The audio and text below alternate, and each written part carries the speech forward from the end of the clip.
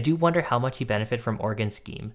There is a noticeable difference, especially with his contact balance and elusiveness against heavier fronts. That noticeable issue is a bit of a red flag and adds more risk than I think a lot of people will see on initial watches.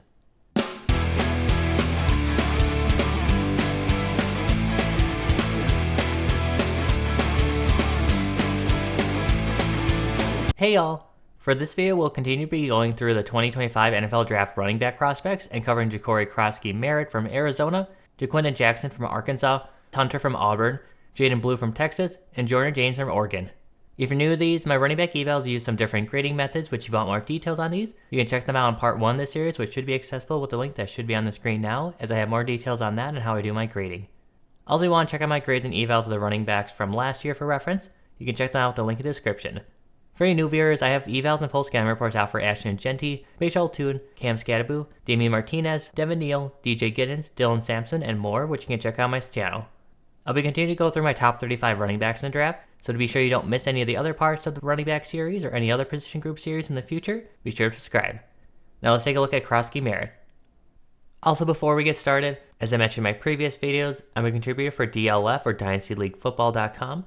If you haven't used DLF or want to try to use their premium service, new users can use my discount code BACKSEAT99 in all caps to sign up for DLF Premium for just 99 cents for the first month. That will give you access to all the articles, rankings, tools, and more. Now, I've also mentioned this before, but I always want to make sure I do repeat this just to make it clear. That makes DLF Premium 99 cents for the first month. If you don't like it, you can cancel it within that first month and not be charged more than 99 cents.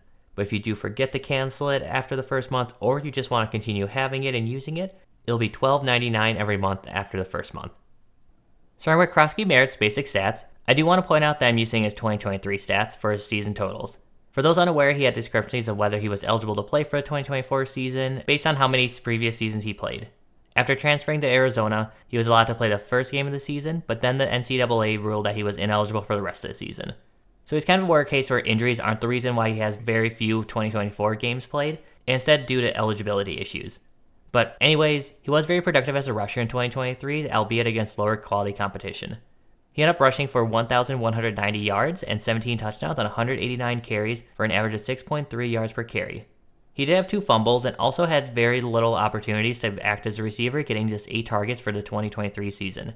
Now the good thing is at least he did make 7 receptions out of those 8 targets for 72 yards and a touchdown, so the catches thrown his way typically were caught. But still, pretty lackluster production as a pass catcher. For his highlight games against Utah State, Boise State, UNLV, and Texas A&M, he had a great game against Utah State with 31 carries, 233 yards rushing, and a touchdown.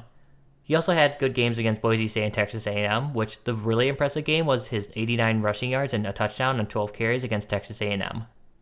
If you just look at the score of that game, you probably would just assume he got those yards in garbage time at the end of the game, but he actually got the majority while the starters were still in during the first half.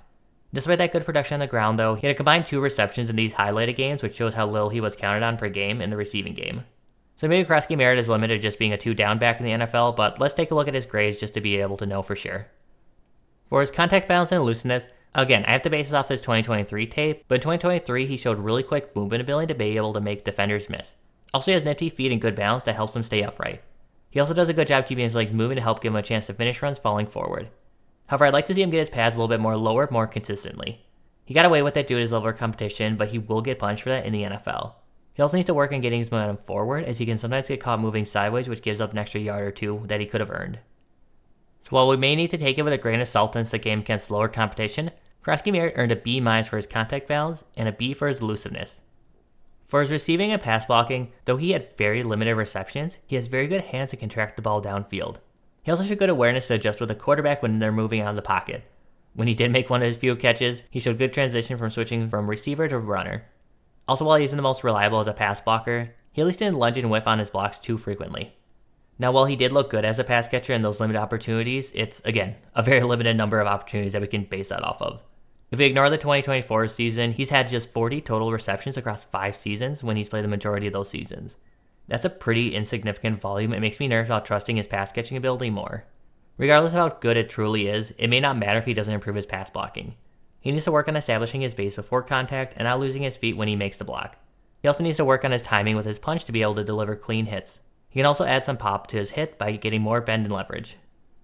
So I might be being very optimistic here because he doesn't have a lot of volume to back it up, and we're also basing that off of 2023. But I was really impressed with what I saw from him as a pass catcher, and he earned a B for his receiving. However, I was not impressed with his pass blocking, and he earned just a C-. For his vision and ball handling, he primarily has run in zone schemes throughout his career, but he shows a lot of comfort with these runs and has good eye for cutback lanes. While he has a lot of experience in zone runs, he has very limited experience in gap runs, which may concern NFL teams. Also, he often benefited from some pretty big holes, which also clouds how good his vision truly is. Some of his misreads of the leverage of his blocks and poor use of blockers past line of scrimmage does make me further concerned about his vision. When he sees a cutback lane, he can plan and race through it. However, he can sometimes have trouble if he doesn't present himself, leading to him being too indecisive at the line of scrimmage. I'd also like to see him work his runs a bit more inside more consistently, as he has a tendency to just ride his run outside and run out of options. I think if he improved his tempo, he could work to slow his process a little bit and give his blocks more time to open something up for him. Also, I think he can work to hug his blocks more consistently. Finally, he had a fumble rate of 1 fumble every 98 touches in 2023. So though he was a solid zone rusher, his questionable fit in gap schemes and the issues that did still pop up in his zone runs earned him a C for his vision. For his ball handling, his fumble rate earned him a B-. For his future role in athleticism or RAS, he is a bit of a jack-of-all-trade, master of none. He has decent contact balance, decent vision, and what seems to be decent hands. He is good at making defenders miss in open space, but he really struggles in pass blocking situations. Also, though we don't have athletic testing for him, he seems like he's serving adequate athleticism, made up of quickness that shows on his games. Elite? No. Eloquent? No. Still second to middle performance? Just about. The scouts will seem vaguely amused by what happens on the field before them, and he's okay with that. Also, sorry if no one got that cringy RuPaul reference, but I just don't have too much to say about Croskey-Merritt since he just kind of looks like a backup to me and just looks like an average player at best, unfortunately. So with him looking much more like a backup player that's making me go so crazy that I'm devolving into random references, Croskey-Merritt earned a C for his future role. Also, while we don't have athletic testing to confirm his numbers, he looks like he's likely an average to maybe a slightly above average athlete and earned a yellow flag. For a summary of his strengths, he has very quick feet and a good eye for cutback lanes to be able to quickly change his trajectory and go up the opening. Also, he has solid contact balance to make him more than just a one-trick pony. He had very limited opportunities to show them off, but I do really think he has good hands and is capable of handling more volume in the passing game if given the opportunity. Finally, he has solid burst and acceleration that may give him a chance to be able to exceed my current expectations of him as a backup. That being said, if he is going to exceed my expectations, he needs to prove he's a scheme-versatile player and be just as good in gap runs. Also needs to start to funnel some runs inside as he's too comfortable bouncing his runs outside, which will be less viable in the NFL. He's also a bit of an upright runner, which limits his consistency of his contact balance. Also, though I am hopeful of him as a pass catcher, that is just mostly hope as he has limited experience being a pass catcher. Finally, if he wants to get more opportunities on passing downs, he will definitely need to improve his pass blocking since it's pretty poor right now. So by taking the average of all of his grades, Croskey-Merritt earned a 2.43 out of 4, which falls in my needs improvement to contribute tier. While there are a number of holes in Croskey-Merritt's games, it's unfortunate that the eligibility fiasco makes him a big what-if situation. Maybe he looks good for all of 2024 like he did against New Mexico and we're looking at a really good sleeper prospect. Or maybe he didn't make too many improvements and his 2023 is still a telling story of his ability. Either way, I think you can make an argument either way, but I believe in trusting what was actually been shown on the field, leading to my lower expectations. As for a comp, I have Darrington Evans as Croskey-Merritt's comp. Both run a lot of zone runs and have good cuts, burst, and speed to pick up chunk yards. Also, both are very capable receivers, though to be fair, Evans has more evidence of proving that in college. However, neither are great pass blockers and struggles with bouncing too many runs outside. Both also can make poor reads when they try to work inside and are upright runners to not be able to withstand contact consistently. Evans dealt with some injuries early in his career and is now bouncing around the league. I'm not as concerned about the injuries for Croskey-Merritt, but I am worried he could fail to stick with the team if he continues to have vision and pass blocking issues. I think if he improves at least one of those, he could be a stable role player though for a team. Moving to our next back, Jaquindon Jackson from Arkansas. Starting with his basic stats, he missed some time due to injury but was pretty productive with 790 yards rushing and 15 touchdowns on 149 carries for a yards per average of 5.3. What is disappointing to see though was his high number of fumbles. He had 3 this year, which is already a fairly high mark, but is especially high when considering he only had 162 total touches this year. He didn't have that many touches between the injuries and also just not being that involved as a pass catcher with just 13 receptions for 139 yards. Looking at his highlighted games against Missouri, Texas, Tennessee, and Texas A&M, he was solid against Missouri and Texas, but pretty unproductive as a rusher against Tennessee and Texas A&M. However, he did at least have 2 of his better receiving games in both those games, with 2 receptions for 33 yards against Tennessee and 3 receptions for 36 yards against Texas A&M. I do also think it's important to point out that Arkansas's offensive line was really rough, and offense in general just really rough this year. So there's a lot of times he was fighting for his life back there. So some games he may not have been that efficient. The poor offensive line play definitely played a role. So to see how much he was able to exceed expectations, let's take a look at some of his grades. For his contact balance and elusiveness, with his great size he has a lot of strength and can dish out big hits when he lowers his pads. He also does a good job keeping his legs moving to help pick up yards regardless of his pad level. That being said, I was pretty disappointed with his contact balance given his size. At his size, I was expecting to see a bulldozer every single play. Instead, there were a lot of plays where he actually got stonewalled and couldn't budge the defender. The issue is that he's an upright runner, and conceding that leverage will often lose you the battle. Also, he can sometimes find himself moving sideways too much behind the line of scrimmage, which led to some lost momentum and a number of losses. He's also really hard to be optimistic about in open space. He's pretty stiff and clunky at times when he tries to change direction, and doesn't have much wiggle to make defenders miss. So that leads to him often just defaulting to just lowering his shoulder and plowing through defenders. He also isn't able to just easily avoid defenders since his top speed is pretty lacking. So despite having great size and strength, he earned just a C+ for his contact balance. Also with very little wiggle he has in his open space, he earned just a D+ for his elusiveness. For his receiving and pass blocking, though he isn't an experienced pass catcher, he does seem to do a decent job tracking the ball in few instances it was thrown to him. Also while he can have some lapses in his hand technique, he can make catches away from his body and isn't limited to just being a body catcher. As a blocker, he does a good job identifying his target and often uses a good leverage in his block. That being said, it's hard to be optimistic about his pass catching ability with just 23 career receptions. In the few receptions he had this season, he often had poor hand technique with clap attacks and looked a bit awkward in his transition upfield. He also didn't look comfortable going out on routes, which isn't surprising given his lack of experience in the passing game. His lack of experience also shows in his pass blocking as he tends to just lunge and hit instead of delivering clean hits. When he does try to give a clean hit, he often has a poor base and can struggle to get square with his target. Also, when he does land a hit, similar to his contact balance, it doesn't always have the power that you would expect with his size. So, unfortunately, we do have to continue the bad trends of D+, with a D+ for his receiving and pass blocking. For his vision and ball handling, this is where I start to see where some of the love for him is coming from, as he has great vision and is a very patient runner. He has a good eye for leverage of his blocks and does a good job getting skinny through small holes despite his bigger size. He also does a good job hugging his blocks and has good awareness of newly formed cutback lanes. He is very comfortable running between the tackles, but can also get big gains when he gets to the second level thanks to his good eye to use his blockers down the field. However, he will absolutely need to clean up his fumble issues. He did have a single fumble in 2023, but had several fumbles in 2022 and 2024. He already has enough deficits as it is, so he can't afford to also be turning over the ball at such a high rate with a fumble on every 54 touches. So we finally have a positive grade for Jackson, with him earning an A- for his vision. It unfortunately doesn't last long though, with him getting a D for his ball handling based on my scale. For his future role in athleticism or RAS, it's hard to be overly optimistic in him having a place in the NFL. His size suggests he could be a good plowing 2-down back for a team, but his pad level is just too inconsistent to get consistent drive. Also, he seems just an okay athlete, making him a less ideal option. While he isn't a good pass blocker, he also at least has the size to become a good blocker with better technique if you want to be optimistic. However, he does also need to improve his hand technique as a pass catcher to be able to get some playing time on passing downs. Now, he does have great vision, but with his limited athleticism and ability to make defenders miss, he'll likely just get mostly the expected and not above the expected too frequently. So with just not knowing if he can provide much if anything above another alternative option, he earned just a C- for his future role grade. Also his likely average athleticism, he earned a yellow flag. For a summary of his strengths, he has very good vision that potentially could salvage the outlook. He has great vision between the tackles and at the second level. Also he has a good eye for cutback lanes and can get skinny through tight holes. While he doesn't use it all the time, he does have great size and power and can get very good drive when he does drop his pads accordingly. However, with how often he operates as an upright runner, he typically doesn't run with the power that he should.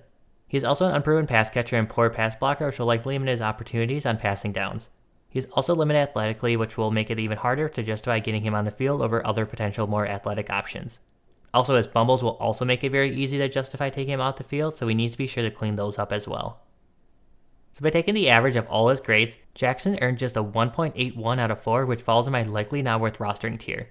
Maybe I'll be wrong about Jackson, but I just have a hard time seeing him work in the NFL. His vision is very good, but the rest is really rough. He projects as a likely 2-down back, but if he has poor contact balance and the fumbling the ball becomes way too frequently, he'll likely never see the field and likely won't make a roster. So he needs to work at the very minimum and be a reliable, powerful 2-down back, and anything else he can add as a pass catcher or pass blocker would just be gravy, but he really just needs to focus on what he can do to be able to earn a roster spot. As for a comp, I have Bo Scarborough as Jackson's comp. Both have big size and great power, but often don't deliver on it due to poor pad level. Also, both have very good vision, but can't always execute what they see due to athletic limitations. Neither have a lot of experience as pass catchers and may not be trusted as pass blockers. Scarborough had a few fans in his draft cycle, but was a major work in progress who didn't routinely play to his size. Scarborough had a fairly short NFL career, and I have concerns the same could happen to Jackson. Hopefully I'm wrong, but I'm just not overly optimistic about his outlook. Moving on to our next back, Jarquez Hunter from Auburn. Start with a look at his stats. He's a very productive player despite being stuck in a really terrible Auburn offense. Honestly, he deserves a lot of credit for being able to manage to put up 1,201 rushing yards, 8 touchdowns, and 21 receptions for 1 touchdown in that offense. He did have 2 fumbles, but it is worth noting that those came in the first 3 games of the season, and he did have a fumble in his final 168 touches. Looking at his highlighted games, it was a bit of a mixed bag, which part of that was due to the offense having major struggles from game to game. He did have some good games, like against Texas A&M with 130 rushing yards and 3 touchdowns on 28 carries, while also adding 23 yards on 4 receptions, and had a good game against Georgia with 91 rushing yards and a touchdown on 13 carries and a single reception for 16 yards. Also, I didn't include because I usually try to focus on how players perform in their ranked matchups, but he had an incredible performance against Kentucky in 2024 where he rushed for 278 rushing yards and 2 touchdowns on 23 carries while still adding 19 yards on 4 receptions. That being said, he did have less incredible performances against Alabama and Missouri, failing to eclipse 60 rushing yards in either of those games. So it seems Hunter is capable of having some really big games, so let's take a look to see how he does in his grading. Starting with his contact balance and elusiveness, he has solid shiftiness to give him a chance to be able to make defenders miss. Also, he has good contact balance for his size. He runs a great pad level and consistently is moving his legs to get more yards than you'd expect for a back his size. He also has very good balance to be able to survive arm tackles and does a good job making subtle movements to be able to help and lessen blows. While he isn't able to do it every time, he can also have some impressive drive at his size. That being said, his size may limit his ceiling as a short yardage back, since he might have trouble to be able to convert those in the NFL. Even in college, he still had trouble with those situations, as he sometimes just tried to drive through the line, but often failed to get much of any gain. Also, I like to see him be a bit more creative in open space and on cutbacks, as he'll often just try to resort to outrunning defenders instead of trying to make them miss.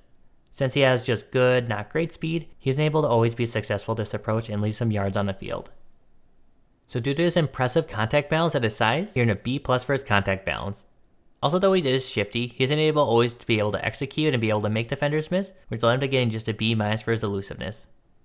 For his receiving and pass blocking, his hands are solid when the ball is thrown on his frame. Whether he makes a catch on or off his frame, he has good transition from pass catcher to runner. Also, he does have a bit of interesting upside with experience running routes from the slot and out wide. When you see it, you'll see that his pass blocking grade isn't great, but this is a lot better than it was before. In previous seasons, he had a really hard time stopping anyone, but this year, though, he did a better job using more leverage and less lunging to be able to deliver more quality blocks. He also does a good job getting square with his target and has active feet to be able to help him keep up with his block. However, his pass blocking still isn't quite there where I would like it to be. He still will sometimes have too wide of a base, which can affect his anchor. Also, he'll typically have poor hand placement, which affects how long he can hold his block as well. He can also sometimes miss a defender shedding off their block from alignment and miss an opportunity to help them. Regardless, these points may not matter too much in the end, as a smaller size may impact how effective he can be in pass protection situations anyways. Also, while he can catch the ball reliably when it's on his frame, when it's not on his frame, it can be a bit of an adventure at times. His hand technique tends to falter when catching the ball away from his body, which is a part of why he likes to use body catches. I think part of the issue is he might have some questionable ball tracking skills, since he sometimes seems a bit panicked and slow to get his hands up when catching balls that are thrown away from his body. So due to some ability to at least contribute and potentially do more than just contribute on passing downs, Hunter earned a B- for his receiving. For pass blocking, though he made improvements, and like I said, it's not that high of a grade with him just earning a C for pass blocking. For his vision and ball handling, his vision was also still solid and he has a good amount of experience in gap and zone runs. He also has a good eye for cutback lanes and has no hesitation to act on openings that he sees. Also, he does do a good job reading the leverage of his blocks, especially downfield, as he does a good job adjusting his course to maximize the efforts of his blockers. That being said, he can sometimes be a bit hesitant around the line of scrimmage, especially when things are getting congested, which can kill his momentum and ability to drive forward. I also found him to be a bit hesitant when trying to read second level defenders as well, instead of bursting through the hole to get a gain, and then working to make them miss after that. Also, he had just an okay fumble rate of 1 every 104 touches, but again, it's worth noting those fumbles that he had this season came in the beginning of the year, and he was good at protecting the ball in the second half and mostly after those past 3 games. So due to some good and bad and experience in gap and zone runs, he earned a B- for his vision. For his ball handling, he ended up earning a B- if we're going to go off his full season fumble rate. For his future role in athleticism or RAS, it might be getting obvious, but Hunter is a very well-rounded player who doesn't have a lot of faults. He has solid athleticism, vision, and pass catching ability. Also, now that he's starting to make improvements as a pass blocker, he is starting to get close to having no major holes. However, he also doesn't have many, if any, elite traits other than potentially his contact balance, if that does actually translate to the NFL. Even if it doesn't, he's still a very solid player with experience playing in the SEC, who should be in the mix of making rosters and potentially earning regular season snaps. So due to having minimal elite traits but few deficits, Hunter earned a C+ for his future role grade. Also, with having solid but not great athleticism, he earned a yellow flag for his athleticism or RAS. For a summary of his strengths, Hunter has good vision in both gap and zone schemes, which will help him fit into any NFL offense. Also, he has great contact balance and a downhill mentality to help ensure the offense gets a gain on nearly every touch sheet that he gets. While he didn't get too much production out of it, he does also have experience running routes from the receiver spots, which could make an NFL team interested in using him more in that way. Finally, if they prefer to use him as a traditional spot next to the quarterback, he has improved his pass blocking, which could also help him stay on the field on passing downs. That being said, he still has improvements that are needed in his pass pro technique, which stopped it from being just a regular strength, and it needed to have the caveat that it was just improved this year. Also, I like to see him hug his blocks a bit more consistently to be able to be more effective between the tackles. Also, him being less hesitant at the line should also help him be more effective as well as a rusher. It'd also be good to see him have a little more creativity in open space, and it seems like he's thinking too much at times, and he needs to trust his reflexes and have a plan to be able to avoid tackles. Finally, though he caught balls that were thrown off his frame, he has inconsistent hand technique when making catches away from his frame. So by taking the average of all his grades, Hunter earned a 2.62 out of 4, which falls in my may have a future role tier. Overall, there isn't a lot that might wow someone with Hunter, but he is such a solid back with improvements that he's made in the pass protection. The big thing for him though is to be able to continue to refine his technique, since his smaller size will make it hard for him to be helpful in those situations. However, if he can continue to improve in his blocking and still have his great contact balance and continue catching balls, he'll be a really good role player for a team for a long time. As for a comp, I have Brandon Jackson as Hunter's comp. Both have good contact balance despite not being the biggest players. Both are also shifty with a little bit of wiggle to sometimes make defenders miss in space. Also, both are good contributors as pass catchers to give them more versatility. Speaking of that, outside of potentially their contact balance, neither would be considered great at any one thing, but are good in most areas that could earn them a role. However, their limited creativity and lack of great speed could cost them playing time. Jackson was primarily a contributor for the Packers and didn't have what it takes to hold on to his starting running back spot when he had the opportunity after Ryan Grant's injury in 2010. Hunter could also earn a role with the team and could be leaned on if the starter were to ever miss time, similar to how Jackson was, but I'm not sure if he'll be able to hold on to a starting spot. Moving to our next back, Jaydon Blue from Texas. Starting with a look at his basic stats, looking at his rushing stats specifically, he looks like nothing special and in fact may even look pretty unimpressive, with just 730 yards and 8 touchdowns on 134 carries, but also having 4 fumbles. What does make him unique though is his pass catching ability. In 2024, he received 58 targets and converted that to 42 receptions for 368 yards and 6 touchdowns. Also looking a bit more at his advanced stats, he had 61 snaps from the receiver spots in 2024, so he does show a lot of potential as a pass catcher. Looking at his highlight games specifically, I decided to use all his games from his playoff run to be able to show how he finished the year. And well, it was kind of all over the place. I first want to start with the Clemson game, since that game may jump out immediately to people with 146 yards and 2 touchdowns on 14 carries while also adding 2 receptions for 31 yards. So a very impressive stat line in a big game. That being said, I do think it's worth noting that he did get 115 of those yards on 2 touchdown runs, so his final rushing stat line would be 31 yards on 12 carries, which equals out to 2.58 yards per carry if we were to remove those runs. Which I know is a bit controversial to try to look at stat lines after removing big plays because they still pulled them off and we still want to be able to show their big play potential. However, I do think it's good to do that at times to be able to at least see possible consistency issues. We do see some possible consistency issues as a rusher with no more than 16 rushing yards in any of the other games, albeit having no more than 4 carries in each of the games, so it was pretty limited opportunities compared to his Clemson game. The disappointing thing though is that he was pretty inconsistent as a pass catcher, since he had a great game against Ohio State with 59 yards and 2 touchdowns on 5 receptions, but failed to get more than 11 yards or 2 receptions against Arizona State or Georgia. So to see if that possible inconsistency was due to performance or situation, let's start to take a look at some of his grades. For his contact balance and elusiveness, when he's in open space, he's very twitchy and has a variety of moves he can use to escape defenders. Also, he does a good job following his blocks downfield and makes them very deadly on screen and swing passes. When he isn't able to race past defenders, he can typically finish runs going forward thanks to his constantly moving legs and good pad level. Despite having good pad level though, his contact balance makes me a little bit worried about him as a rusher. Though he runs with good pad level and has adequate size, it's rare to see him break a tackle. He just seems like he doesn't have the strongest lower body or balance to be able to help stay on his feet and often will be taken down by first defender. Something that I also think would help him is better peripheral vision for defenders to help avoid ankle tackles, as those often take him down. Also, though he is very quick and dangerous in space, he's sometimes uncreative in space and will often just default to try and just outrun defenders. Since I do have a lot of concerns about his contact balance, he ended up earning just a C+. However, his elusiveness was very good, which did earn him a B+. For his receiving and pass blocking, he's very impressive in most passing situations thanks to his versatility as a route runner. He has a fair amount of experience running effective routes from the slot and out wide. Being able to run effective routes as a running back is huge because a number of backs in this class have run routes from those spots, but don't often get open as frequently as Blue does. He's of course able to get open thanks to his athleticism, but he also has good cuts and even runs his routes with good tempo and deception that gives him a leg up against a lot of the other backs in this class. He also has very good eye for open space to trail to. His ball tracking is also impressive as he's very comfortable following the ball past the line of scrimmage and even through traffic. Once he makes the catch, he's off to the races thanks to his fluid transition from pass catcher to rusher. Finally, while he does need to improve his pass protection skills, he typically will set a good base and does a good job identifying his assignment. Despite setting a good base in pass protection though, Blue still has a lot of struggles and has a very poor anchor. Also, while he will set a good base before it's blocked, he'll often abandon it once contact is made. Part of the issue is that he has trouble getting square with his target, which will lead to him panicking and not being able to get himself set again and deliver a clean hit.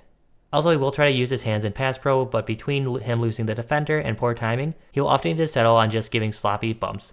While he is a great pass catcher, he is prone to drops with a drop rate of 10.9%, which is high for running backs. From the drops I saw, it seems like he sometimes drops his eyes before securing the catch, leading to some of these drops, so at the very least that is something that can be improved.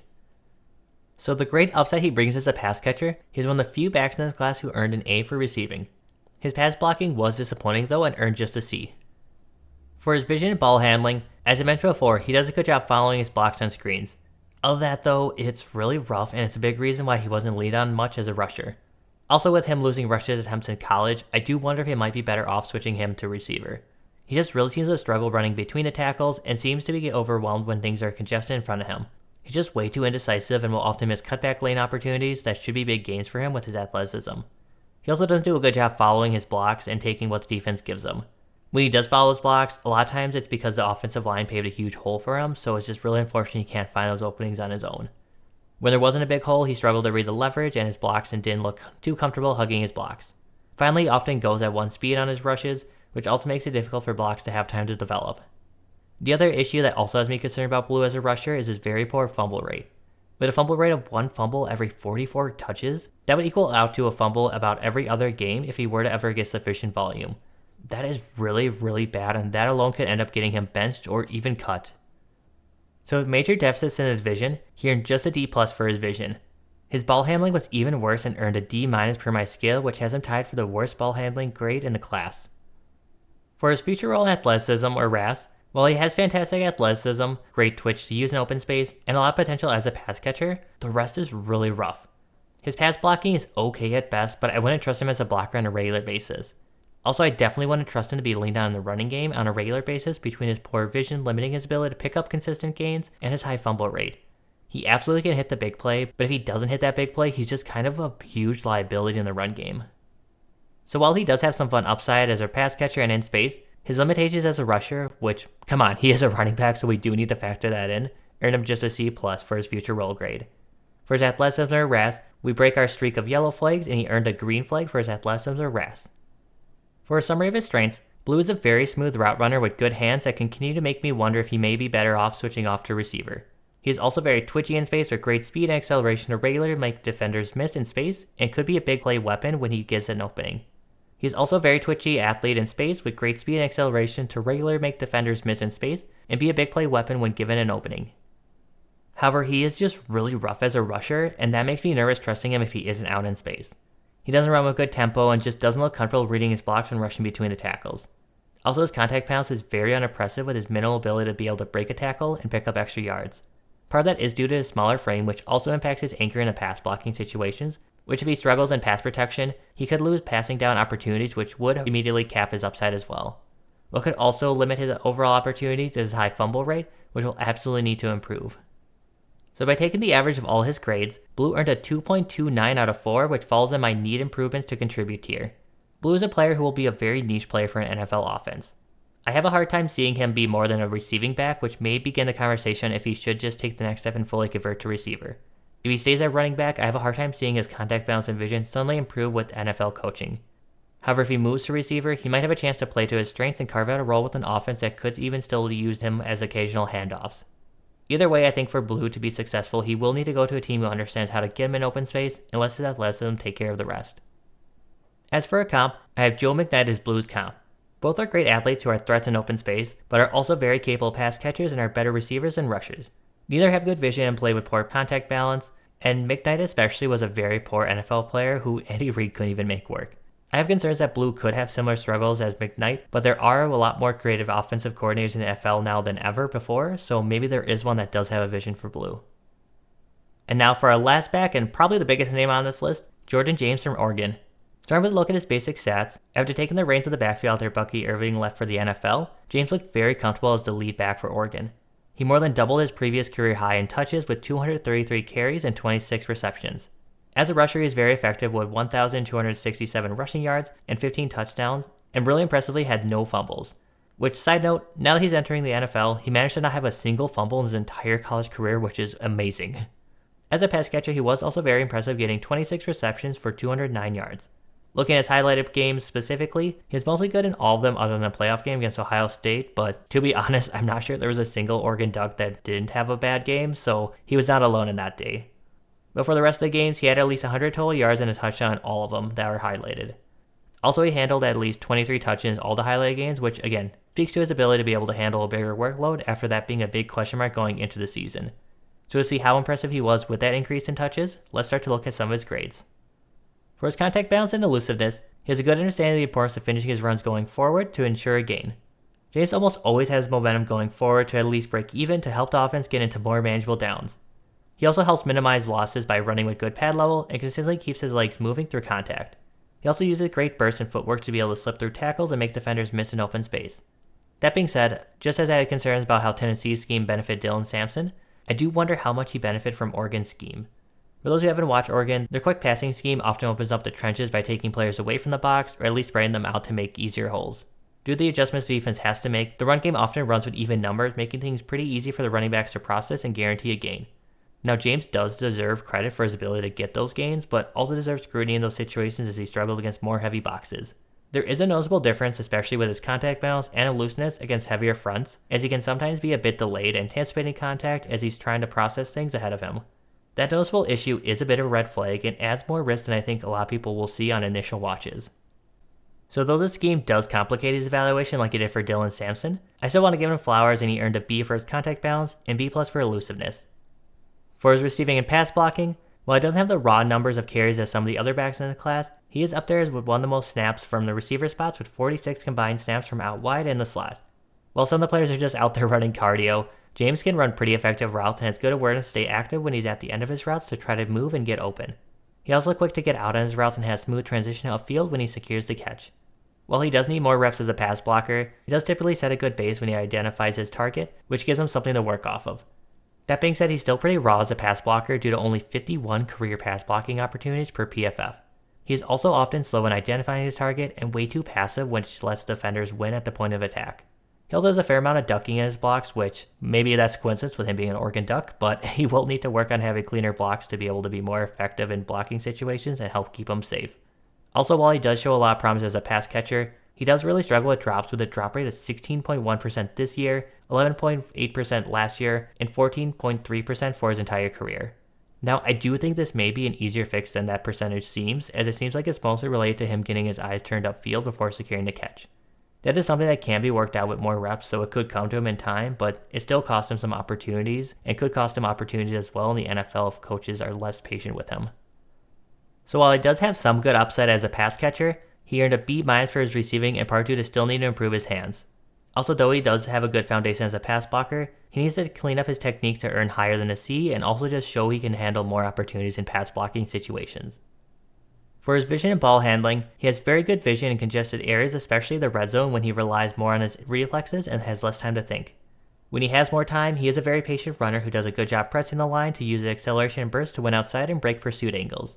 He also does a good job hugging his blocks and uses efficient footwork to maneuver through openings. While Oregon's scheme definitely helped James, it also let him run a good mix of gap and zone runs. Despite the limited experience, he looked comfortable in both schemes, which bodes well for the NFL. While he is generally a patient runner, he can sometimes rush things a little bit too much due to lack of tempo in his runs. That leads him to sometimes missing cutback lane opportunities and often bouncing runs outside to try to outrun defenders. He can also sometimes be iffy reading the leverage of his blocks, especially downfield, leading to some missed opportunities. Finally, like I mentioned, he didn't have a single fumble this year and hasn't fumbled in his entire career on all 428 touches in his college career, so that is, again, incredible. So due to some good background in both zone and gap runs, but some lapses with his eyes, he earned a B- for his vision. Due to having no fumbles this year, he unsurprisingly earned an A for his ball handling. For his future role in athleticism or RAS, though he had a disappointing combine, which I'm guessing is going to be dropping him in a lot of people's rankings at the time of writing this, I'm personally not overly concerned about it. Honestly, I kind of wonder if Oregon needs to change their approach or hire a new team to prep their players for the combine, now that we've had disappointing performances from Troy Franklin, Dylan Gabriel, Tez Johnson, and Jordan James these past 2 years. I know Franklin was reportedly sick with the flu for the combine last year, but that doesn't excuse the other lackluster performances. But anyways, his athleticism looked just okay at the best at the combine, but looked better in the games. The good thing is that there weren't a lot of times when Jordan was playing where he seemed like he was unable to help the team. He can help as a pass catcher, he has good contact balance and vision, and he's very slippery in space. At worst, he isn't the best pass blocker, but hopefully that comes with more experience and opportunities. Plus, he doesn't fumble the ball away, so you don't have to worry about that with him. So he may not be the best at anything, but at the very least he can help in most situations. So since I wouldn't consider him being bad at any one specific thing as the rest of his grades indicate, James earned a C for his future role. His athleticism or RAS score was disappointing, earning him just a yellow flag, but that nearly was a red flag as his RAS ended up being a 6.1 after the combine, and anything less than 6 earns a red flag.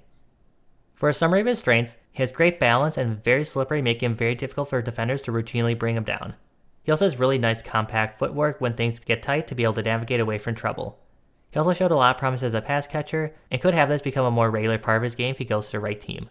Finally, regardless of what team he does go to, he should feel comfortable in their running scheme thanks to his experience in both gap and zone runs. That being said, his lack of experience as a pass blocker shows with poor technique, and he'll need to work on improving that likely before he's trusted too much on passing downs. While he's working on his technique, I'd also like to see him work to be more aggressive as he's often too passive, leading to unnecessary struggles in passing blocking situations. Speaking of unnecessary struggles, he also has struggled with drops and will need to work on his focus and not dropping his eyes to reduce these. He also needs to work through his lapses of vision. Hopefully those occur due to just getting used to more playing time, but I also worry that Oregon's scheme may have masked a lot of those issues. So by taking the average of all his grades, James earned a 2.81 out of 4, which falls in my good role player tier. I consider this to be a fairly high view of James, but I can't see others being even higher on him. He has a lot of potential, but needs more rest to be able to deliver on that potential though. If he goes to a team that wants to rush him, they may get frustrated with his growing pains. However, it would be ideal for him to go to a situation that has an established veteran, such as Minnesota or Houston, to be able to learn behind a veteran and have time to make those small improvements over the course of a rookie season. As for a comp, I have Javonte Williams as James's comp. Both are very elusive while also running with good pad level to help pick up extra yards. They also lack great top speed but have enough burst to pick up yards. Both are also capable pass catchers and can run routes at the receiver spots. However, both can struggle to use tempo in their runs to open up holes, and can also struggle to get good drive against heavier fronts and weren't great pass blockers. Back during his draft cycle, I was in the minority as someone who was much lower than consensus on Javonte Williams, and I feel that might be a similar case for James with me this year. With lackluster performance at the combine at the time of writing this, James is likely going to be falling for consensus and is likely going to be close to where I think he does belong. Maybe an NFL team decides to try to replicate his 2023 season by putting him in a committee like he was with Bucky Irving to try to maximize his impact. However, if he does make the adjustments needed thanks to more reps and NFL coaching, he could be given the keys to a backfield and become a more capable starting running back for a team. And that's all for this set of backs.